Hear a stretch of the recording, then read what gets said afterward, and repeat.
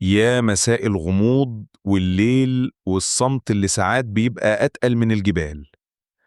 عمرك حسيت إنك لوحدك في الأوضة بس مش لوحدك؟ عمرك حسيت إن في عين بتراقبك من وراك وإنك مش مرتاح وإن في وجود غريب حواليك؟ لو بتحس الإحساس ده من وقت للتاني، أنت مش وحدك. قبل ما نبدأ، لو أنت مهتم بالرعب النفسي، الغموض وأسرار المخ البشري، انزل دلوقتي دوس لايك واشترك في القناة، لأن عندنا أسرار أغرب من الخيال. ويلا بينا. تخيل معايا، انت داخل أوضتك، قافل عليك الباب، كل حاجة حواليك هادية ولا في صوت. فجأة الإحساس ده يضربك زي الصفعة: في حد بيراقبني. تدور يمين شمال، مفيش حد، بس الإحساس مكمل وبقى أقوى. الغريب، الظاهرة دي عالمية، سواء كنت في مصر، أمريكا، الهند، أو في أقصى مكان على الأرض، الناس كلها بتحس بنفس الشعور. ليه؟ ليه مخك بيخلق وجود وهو مش موجود؟ هنا بقى ندخل في علم الأعصاب والغريزة والرعب. زمان جدا، قبل الحضارات، كان الإنسان بيعيش في غابات مفتوحة. أي حركة بسيطة من وراه كانت ممكن تنهي حياته. غريزة الحذر اللي جوه مخنا لسه عايشة، اسمها Evolutionary Alarm System، نظام إنذار تطوري. المخ كان لازم يفترض الأسوأ دايماً. لو حس حاجة لازم يفتكر إنها خطر علشان ينجو. الغريزة دي فضلت جوانا، ولما نبقى لوحدنا في مكان هادي، المخ يبدأ يشتغل زي إنذار حساس زيادة. وده يفسر جزء من الظاهرة، بس لسه في أكبر. في علم النفس في مصطلح اسمه presence hallucination، أو هلاوس وجودية. ده نوع من الهلاوس مش بنشوف فيه حد ولا بنسمع صوت، لكن المخ يتوهم وجود كيان حوالينا. وده بيحصل لما ننام قليل، نتوتر، نكون في مكان هادي قوي، نبقى قلقانين، نبص في الفراغ لفترات طويلة. المخ هنا بيكمل الصورة. ليه؟ لأن مخ الإنسان يكره الفراغ والمجهول، فبيخلق قصة. هنا بقى ندخل في الغموض الحقيقي. الإنسان عنده نظام ورا الدماغ اسمه superior collicus. الجزء ده مسؤول عن الشعور بالحركة في محيطك حتى لو مش شايفها. ده سبب إن ساعات تحس إن في حد واقف وراك، أو إن في حركة ورا كتفك، لكن مفيش. والعلماء اكتشفوا إن المنطقة دي تشتغل حتى لو كانت الإضاءة ضعيفة، حتى لو مفيش صوت. ودي واحدة من بقايا القدرة اللي كانت بتنقذ أجدادنا من الحيوانات المفترسة. الظلام مش مجرد غياب نور، الظلام حمام تفاعل عصبي. المخ ساعات بيكبر الأصوات، يحور الظلال، يملى الفراغ بتفاصيل من خياله. ليه؟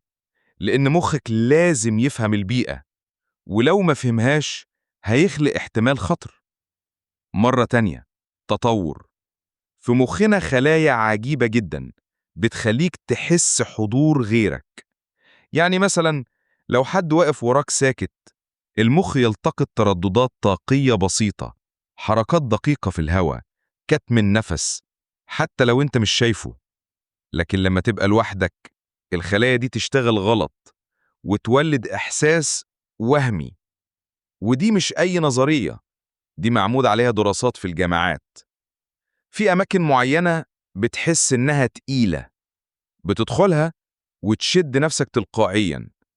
ليه؟ لأن المكان ممكن يكون ضيق، ضعيف التهوية، في موجات كهرومغناطيسية عالية، انعكاس صوت ضعيف.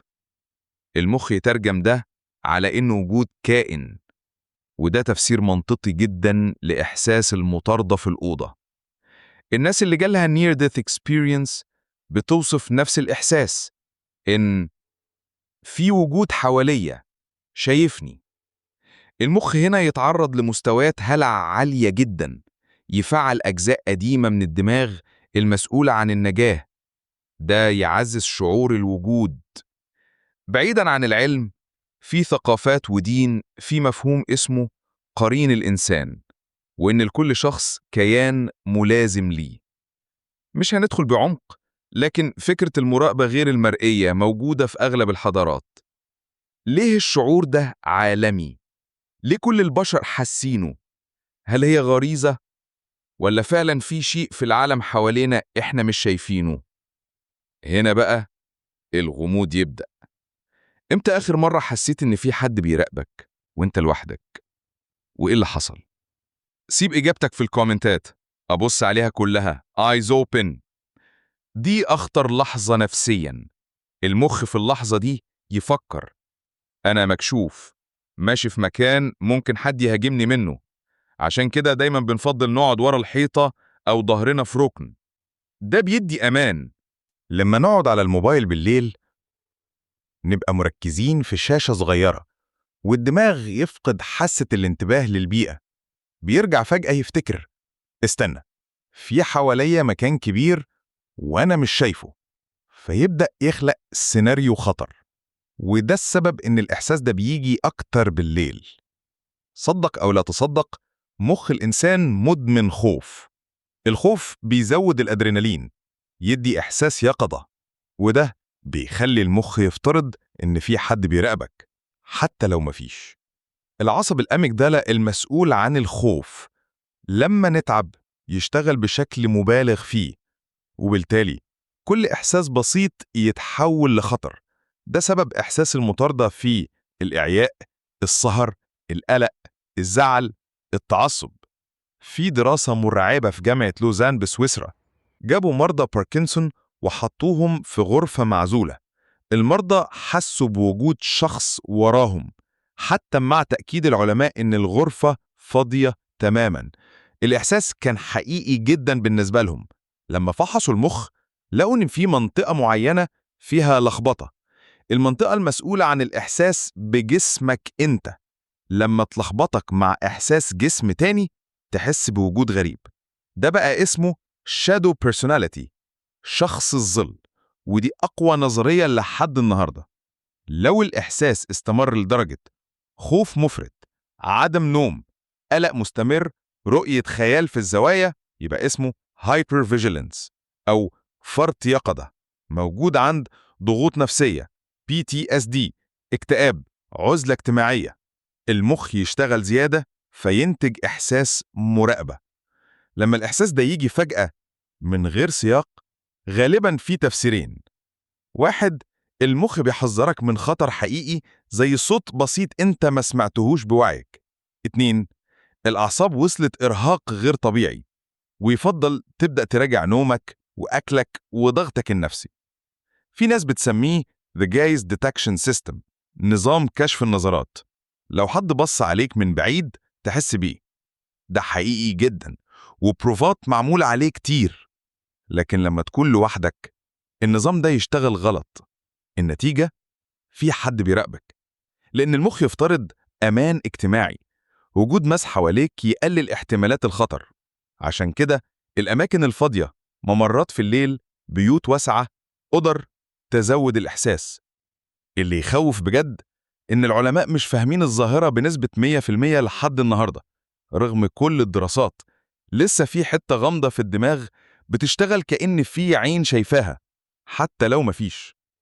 وهنا بقى، هل فعلا مفيش ولا في وجود احنا مش قادرين نفهمه؟ كل الحضارات تقول في أرواح، في فيات، كيانات غير مرئية. القرآن ذكر إنه يراكم هو وقبيله من حيث لا ترونهم. مش هنفتي، بس وجود رصد غير مرئي مذكور، وده يخلي الظاهرة أعمق. لو الظاهرة موجودة من 70,000 سنة، ليه مخنا لسه بيخلقها؟ في رأي مخيف في علم الأنثروبولوجيا إن البشر زمان كانوا مش لوحدهم، إن في كيانات كانت تعيش معانا، وإن إحساس المطاردة ده ذاكرة جينية. وده يفتح باب مرعب. لما تحس إن في حد بيراقبك، ده تطور، غريزة، نشاط عصبي زيادة، حساسية في الأعصاب المراية، بيئة مظلمة، قلق نفسي، هلاوس وجودية، ذاكرة خوف قديمة، وممكن مجرد إحساس بلا تفسير. لكن اللي متأكد منه إنك مش الوحيد اللي بيحس كده. لو الليلة وإنت بتتفرج على الفيديو ده حسيت إن الإحساس ده زاد، تفتكر سببه إيه؟ نوم؟ توتر؟ ولا حاجة تانية؟ سيب إجابتك في الكومنتات، عايز أعرف رأيك بجد أعي. ولو وصلت لحد هنا، انزل دلوقتي دوس لايك واشترك في القناة وفعل الجرس علشان يبقى بينا رحلة في أسرار النفس البشرية والغموض والرعب اللي جوه عقلنا. سلام. وخد بالك، لو حسيت دلوقتي إن في حد وراك، اوعى تبص.